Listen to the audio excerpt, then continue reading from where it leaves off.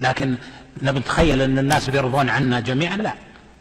ارفع رأسك وقل أنا سلفي، ما في شيء.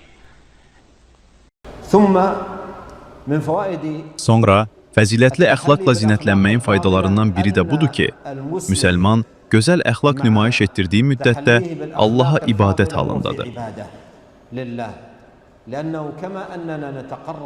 Çünki biz namazla, orucla, zəkatla və digər itaətlərlə Allaha yaxınlaşdığımız kimi, eyni dərəcədə gözəl əxlaqla da uca Allaha yaxınlaşırıq.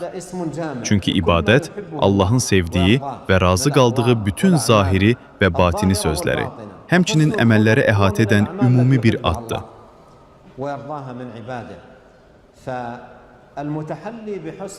Gözəl əxlaq da Allahın öz qullarında sevdiyi və razı qaldığı əməllərdən biridir. Beləliklə, gözəl əxlaq sahibi olan kəs bu əməli ilə uca Allaha ibadət və yaxınlıq içindədir.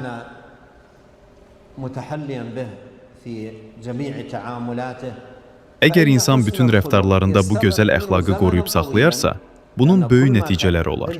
Çünki gözəl əxlaq insanın çox uzun zamanını əhatə edir. O, insanlarla hər qarşılaşdıqda onlarla xoş rəftar edir. Onlarla gözəl əxlaqla davranır. Bu, onun həyatının uzun bir hissəsini əhatə etdiyi üçün, bunun müqabilində çox böyük mükafatlar qazanır. Əxlaq, nəfsi xoş rəftara, gözəl ünsiyyətə və insanlarla qarşılaşarkən onlardan görmək istədiyi rəftarı onlara qarşı göstərməyə alışdırmaqdır. Kim belə olarsa, ondan süzülüb gələn bu əxlaq onun həyatında çox uzun bir zaman kəsiyini əhatə edər. Hətta bir çox ibadətlərin əhatə etmədiyi qədər vaxt tutar və bunun sayəsində uca Allah tərəfindən çox böyük əcr və bol mükafat verilər.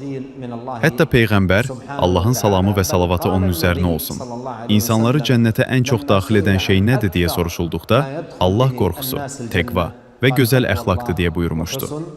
O həmçinin demişdi, qiyamət günü mənə məqamca ən yaxın olanınız, əxlaqı ən gözəl olanınızdır.